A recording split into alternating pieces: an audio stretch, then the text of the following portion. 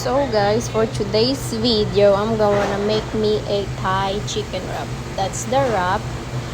And we put coleslaw, peanut sauce. I already made the peanut sauce ahead. And then this chicken. Nilagay ko na yung peanut sauce dyan. Tapos, nilagay ko na yung coleslaw mix.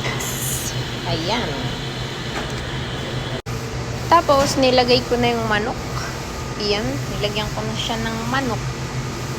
Ayan na siya. Tapos, ganyan na siya pag nabalot. Ganyan na siya. Tapos, hahatiin ko na lang. Tapos, ganyan na siya pag natapos. They look like that when it's done na, guys. Ganyan na siya. Tapos, if they need extra sauce, they can have it. Para lang siyang lumpiang sariwa sa Pilipinas. Medyo iba lang, pero medyo lang naman parehas. Ready to serve na siya. Ayun. Balutin ko lang muna siya, tapos palamigin. Tapos, iserve na lang siya mamaya. Ayan.